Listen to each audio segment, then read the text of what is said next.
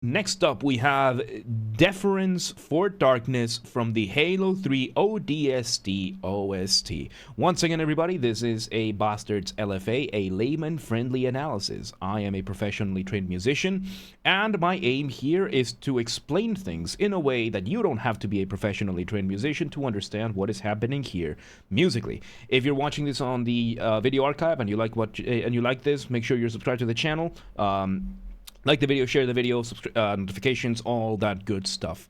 Keep in mind, this is done live. This is my first time hearing this track, so I will be pausing a lot.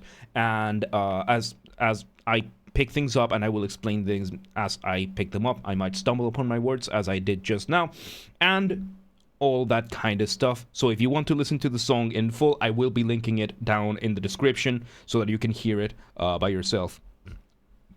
All you want. So let's do this. Deference for Darkness. Let's go. Let me, from the very start. Oh.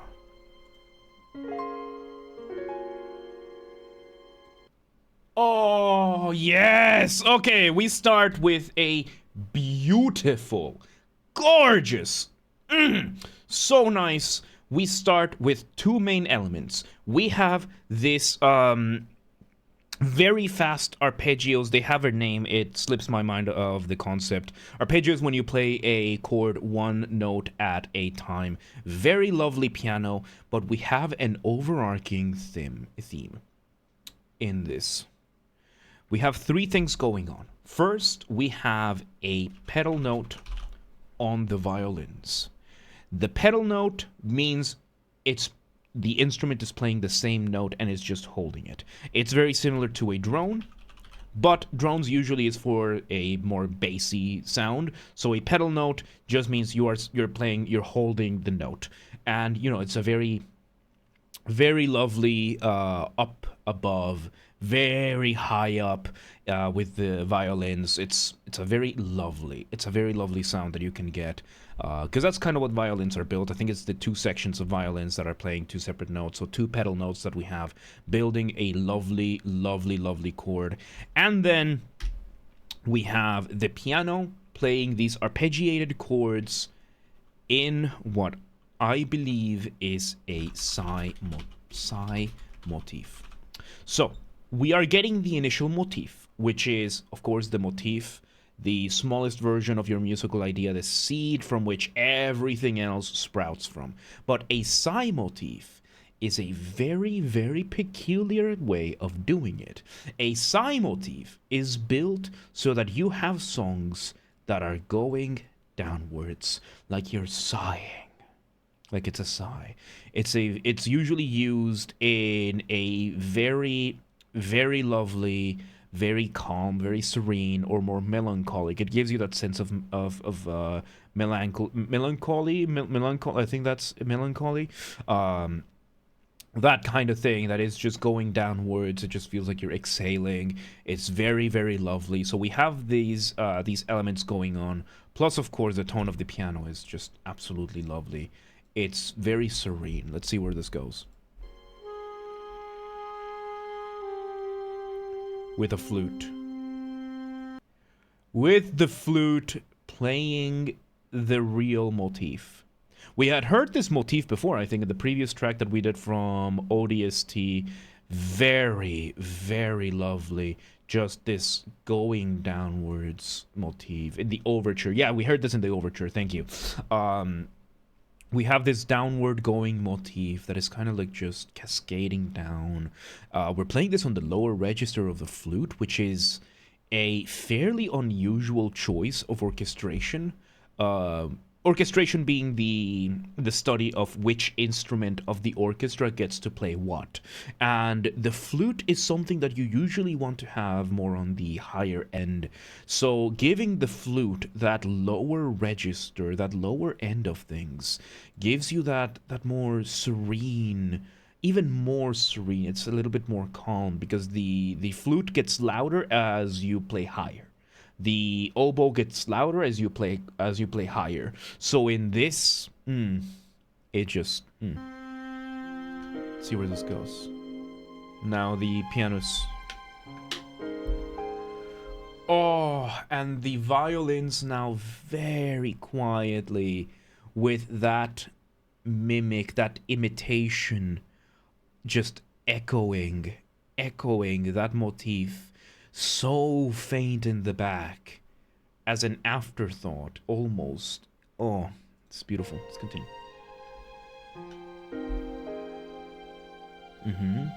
So we have that imitation, then and then variations on the motif from the violins. So yeah, what we are doing here is, one, the piano has switched from being the frontline instrument to being the accompaniment. The piano is just playing the chords, setting the mood for everything, and in the meantime, the violins are doing motific development. They are taking that very, very first musical idea, and we are moving this now into, okay, the original idea looks like this. It just falls down, so what if the second time we sequence it? So we sequence it, so now it starts up here, and it goes down, and it lands a little bit higher. Okay, next time, let's do a variation. So instead of going down all the way, let's just have it go down a little bit less. And it just lands in a closer place. And now let's sequence that. And that's what is happening right now. That's what is happening right now. We're taking that motif, that seed, and we're cultivating it, and we're slowly seeing it just sprout. And it's such a beautiful way, especially with such a slow, serene. It's just sprouting slowly in so many different ways. And we're just doing what I love to see. And we're just exploring the motif. We're just seeing what else can we do with this very, very simple melody. It's a very simple melody. And we're just exploring it. We're just exploring it. Let's continue. Caleb, welcome to today. How you doing? J Rise. Yes. Can somebody help? Here. Just trying to. Let me hear this again. So we have that motif again. Moment of silence. Full on going from A section to B section. And this is... I love when violins do this. Going to the lower end of the violins and have them do these two-note chords. They're not even... Yeah, they're kind of chords. Mozart does that a lot, so that's why I'm kind of biased towards it. But it just gives you this sense of just motion. Kind of like... It's not really waves, it's not really flying, but it's just a sense of moving so smoothly forward. It's just beautiful. I'll answer that afterwards. Remind me.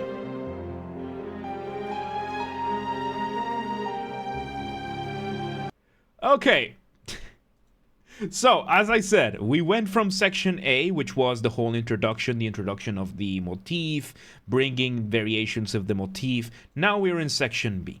As we've talked before, the sections, you want to have a certain level of contrast and a certain level of difference, and you want things to be different, but you don't want them to be so wildly different that you can't even recognize what is going on. So what is the difference here? The violins have gone from being the main melody to being more on the background. We've gone from the piano playing very nice and slowly on mostly what is called the downbeats, the start of every measure or the halfway through the measure. And now we have a faster set of violins and everything. To request a song live on stream, it's !SR followed by the YouTube link of the song that you want. So we have that going, and we had the motif, right? The original motif in the A section is going downwards. And what do we do to make contrast in the B section? We've inverted the motif. When it comes to music, there are several types of inversions. Inversions can mean you take a chord. Let's say a chord has 3 notes. We have 2 and 3. Pretend that I can write, right? And an inversion would be moving, say, note number 3 to the top. So now it's a 3, 1, and 2. That is one type of inversion. And then there is motific inversion, which is you take the existing motif and you flip it upside down. Instead of going down, oh, this one's a little, it should have been like a little bit close. So down, down, and then really down. Now it goes up, up, and really up. And that's what we're doing. That's B section right now. We're doing the faster violins with the da-da-da-da-da-da-da-da-da, and we're just building it up. So it's building a little bit more tension, and yeah, there's tension here, and it's just... And we have the flute as well. Side motif. And going up. Variation, building on that even more, doing more adornments at the end. Oh, this is beautiful. So yeah, we're taking this concept, we take the initial motif, we're adding extra... I'm getting goosebumps from this, dude. We're adding extra notes at the end, just giving it a tail, and taking the same concepts from the motif and just adding more to it, to that melody. This is motific development 101. No, 101, dude. This is so good. Let's continue.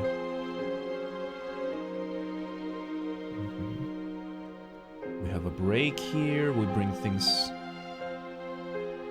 We bring it to a recapitulation of what? Of A?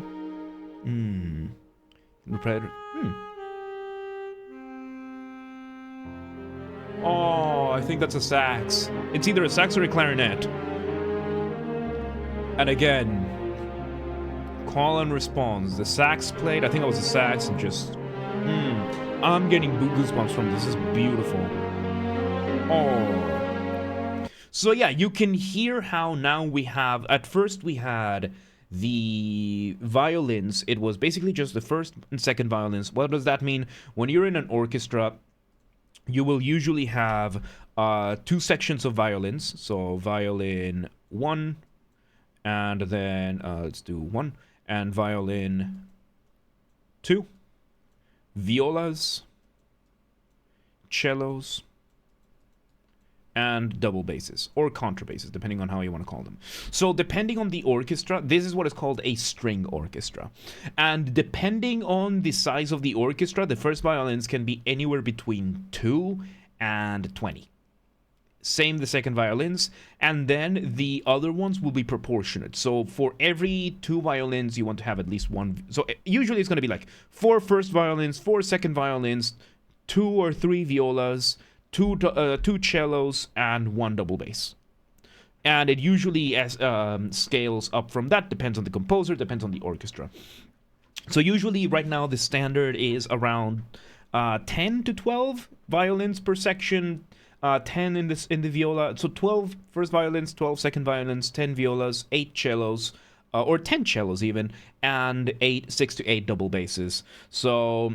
in function harmony to evoke emotional ambiguity. I'm not going into those terms. So right now we have that. So at first we had mainly the violins doing anything else funny. Doing these things.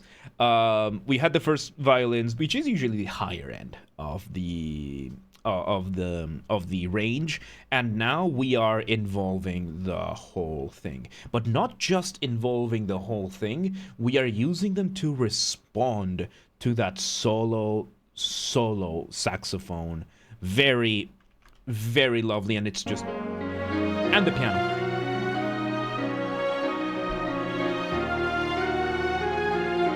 Variations of what we heard from this B section. So this is probably still a continuation of B section. We slow down.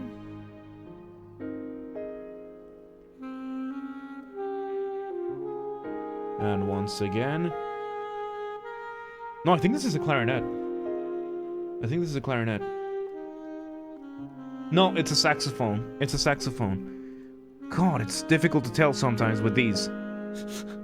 So yeah, we scale it down once again, bringing it down to the concept of the individual. What better way to do it to give an instrument a solo? It's very unusual to have a saxophone in an orchestra. It's extremely, extremely unusual to see a saxophone. That's why I was kind of like, is this a clarinet? Is this a clarinet? Well, no, it's a saxophone. Which, you know, you are allowed to have saxophones in an orchestra. It's just extremely uncommon, mainly because Saxophone is usually more of a jazz thing. You see it more of a big band kind of thing. But that's the beauty of the industry that we have right now. It doesn't matter. Like, the only people who are gonna care and are gonna be angry that you put a saxophone in your classical orchestra is friggin' the people at the, I don't know, fucking Boston Conservatory in Juilliard, who are a bunch of nerds and can't get over the fact that no one likes their music, right? So, yeah, in video game music, saxophone, it's such a cool instrument. In general, it's such a cool instrument. It's really difficult to write for it, but it's such a cool instrument, so yeah, put it! Go ahead. So, let's see. So, yeah, we have these. Yeah, saxophone is just a really cool instrument. So now we're just going, exploring the different themes, the different motifs, with just that expression that the saxophone has, with that beautiful piano. And I love the reverb that the piano has. It just sounds so distant at the same time in such a beautiful way. See that, Nintendo? This is how you do piano. Fucking Breath of the Wild piano bullshit. Alright, so... Is this the same? Excuse me, is this the same track? Okay. Percussion. Yeah. Percussion. Contrasting again. It's like, it feels like it's a second completely unrelated. So yeah, I paused right before the start here. So another contrasting part, and this time, I don't even know, I think it's just pure progressive. I don't even know, like, I can't even think of the structure and what section we're in right now. But, you know, we bring in the percussion section, which percussion is one of the most fun sections that you can have, unless you're the timpani player. If you're the timpani player, good luck. Have fun. For those of you who don't know what the timpani is, it is this beautiful instrument over here. It's usually 2, 3, or 4 drums, and they are pitched. They are the only drums in the orchestra that are made to have a pitch, and you control which pitch it is with a different pedal. They are big. The most obvious piece that has the timpani is bum bum bum bum bum, and you can hear the drums rum bum bum bum bum bum bum bum. That's the timpani. So it sounds big, it sounds bassy, and it's really, really, really aggressive. But oh my god, playing this instrument is a nightmare. I think the only other instrument in the orchestra that is more of a nightmare to play than this is the harp, for very, very different reasons. But it's a beautiful instrument. But after that, the other percussionists, you get to play pretty much anything. It looks like it's a lot of fun. Like, once you played it, like, orchestral timpani players, they are some of the most dedicated, some of the most well-paid people in the entire orchestra, because of how difficult it is to play the timpani. Same for example, brass. So trumpet players, trombone players, tuba players, French horn players, they get paid especially well because of how difficult it is to get their instrument right. And when it comes to orchestral music, you have to perform everything perfectly. How about water players? That can fall under percussion, believe it or not. That can actually fall under percussion, especially for some pieces. Like, there are pieces, we're going on a tangent here, but I don't care.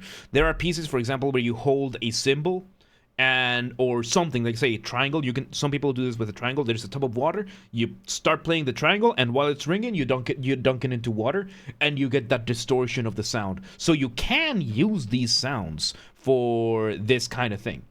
You can do this, but more often than not, you're gonna get a certain set of instruments. Point is, right now we went complete 180, complete contrast. We start with the rhythm section, which I think that's kind of what has been happening, because we've been doing callbacks to the A section, to that introduction, and then you start completely. We already did the contrast of string orchestra. We already did the contrast of solo saxophone and piano. What next contrast can we do? Let's just start rhythm. And this rhythm sounds kind of like wilderness. You're off to completely uncharted territory, that kind of thing. So, and the sax, yeah, that. And we have like electronic instruments. We have, yeah, this is just percussion with a synth bass.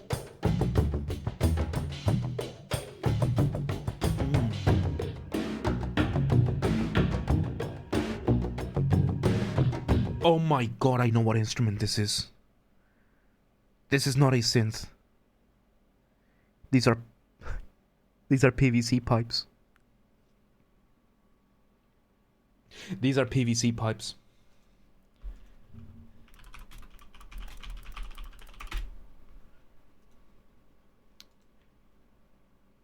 Yeah. The PVC pipe xylophone. There you go. Yeah, this is a PVC pipe xylophone. This is how they can look. And you play them with like swats that look like this. The artists that made them really, really popular are the Blue Man Group.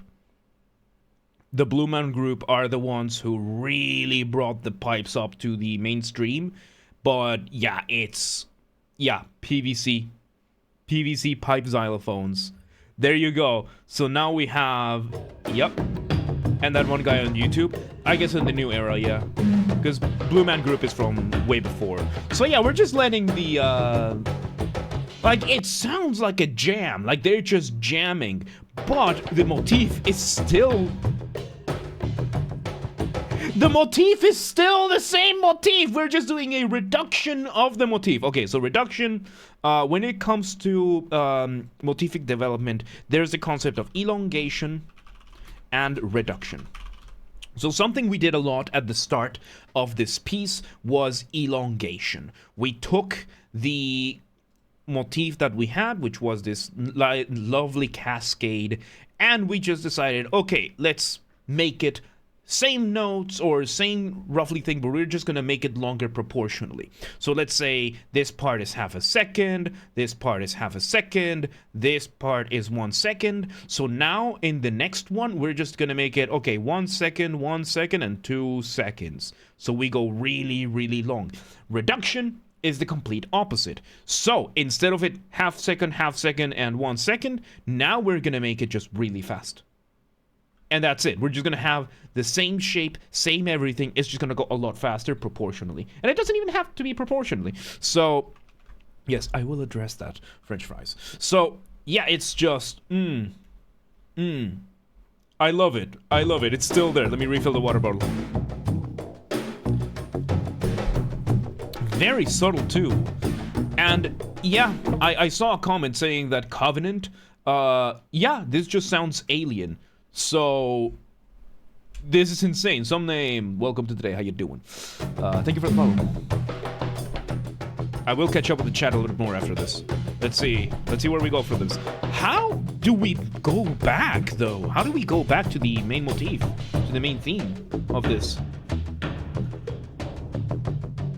So yeah, we're just doing a bunch of different percussions, doing a nice rhythm going on. Like, I don't think I need to explain too much. We're emulating. So basically, what is happening here rhythmically, at least, is that we're using different non-traditional, non-standard percussions for a drum kit that would otherwise be a drum kit, and we're using them to play the rhythms of a drum kit.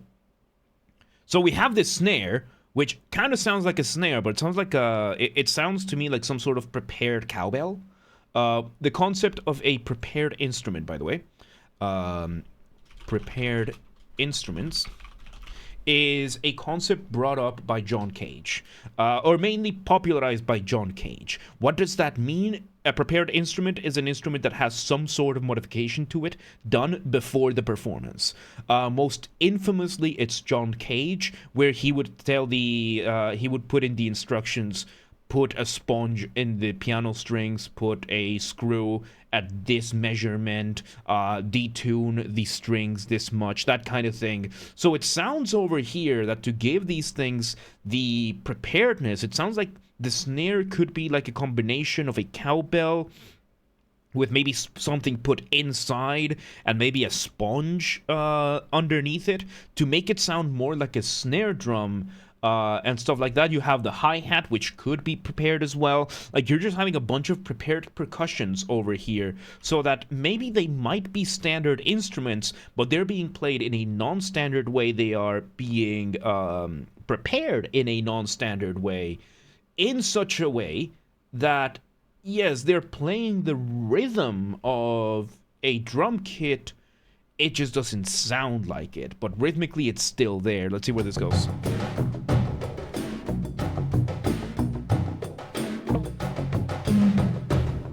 It's just super groovy. Okay. Now full on synths, okay.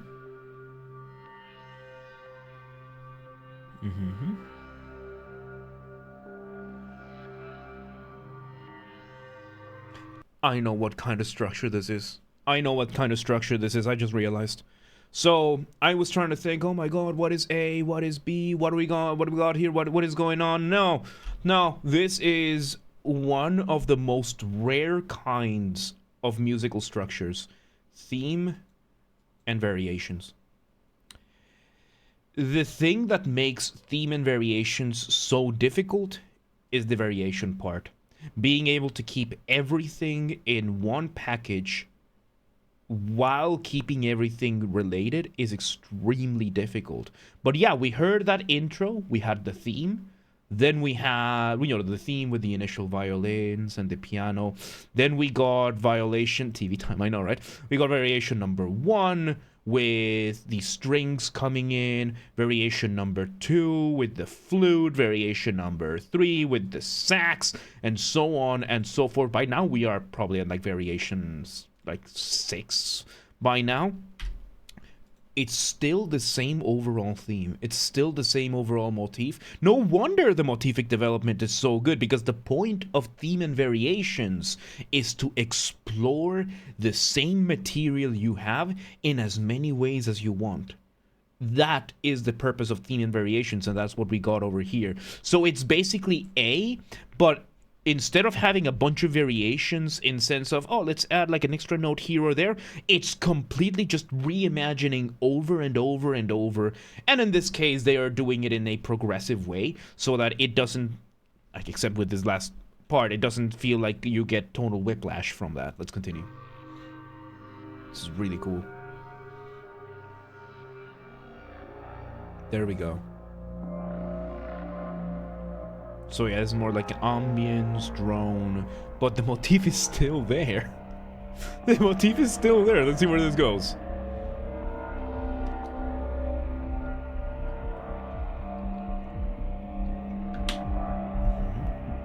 I can hear those drums.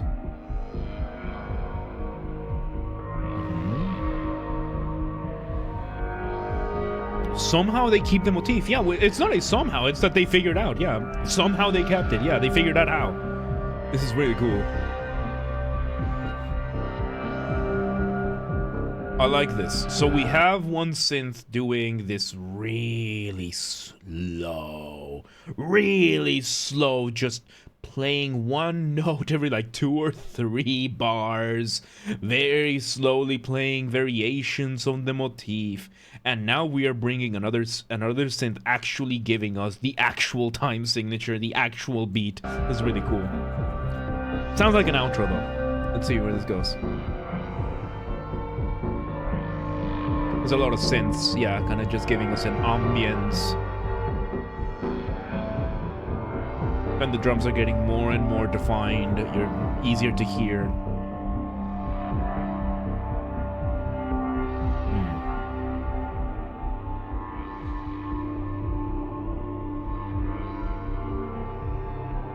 We bring them out, we take the drums out, bring them back in,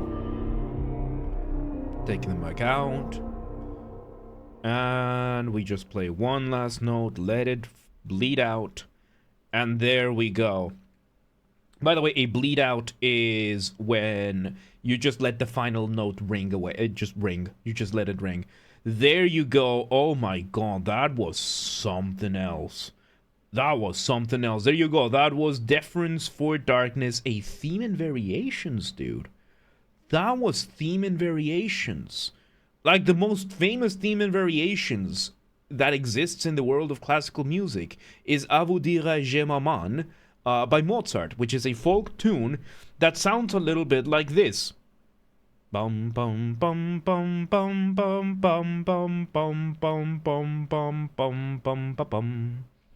Yeah, it's an old French folk song, and Mozart did a theme and variations of that in the piano. This is insane, dude. We just took the concept, very creative of these guys too, of Martin O'Donnell and Michael Salvatore, to just take a small theme of about 40 seconds and then just extend it for 6 minutes by just doing the whole thing over and over again. There you have it. That was Deference for Darkness from the Halo 3 ODST OST. Once again, everybody, this has been an LFA. I don't even remember what we got. A Basterd's LFA. I'm a professionally trained musician / composer, and I hope that I have explained things to you in a way that you don't have to be a professionally trained musician / composer to understand what has happened here. If you're watching this on the video archive, the YouTube, I'm going to acknowledge you. Make sure you're subscribed to the channel. Like the video, share the video, notifications, all that good stuff. If you want to listen to this song uninterrupted, I will link it down in the description below. We do these live on stream. Stream schedule shown in your local time zones is available on the Twitch channel as well as on the Discord. On the Twitch channel is on the schedule tab, and on the Discord is on the stream schedule channel. They show the stream starting schedules and what we do on your local time zones so that you don't have to make that annoying math known as time zone calculations. So, yes, there's that. If you want to request a song and you're not watching this from the YouTube, from the live stream, join the Discord. There is an LFA requests channel. Just drop the link of the song that you want me to do there. Links for the Discord are available down below. And with that, yeah, thank you very much for watching. I don't think I have anything else to say, so thanks for watching. Like the video, share the video, subscribe. Consider subscribing with the paid subscription if we're ever monetized. Patreon, all that good stuff. I don't even know what else I'm going to say. There you go. Deference for Darkness, Halo 3, ODST, OST. Good stuff. Good stuff. But yeah, let's move on.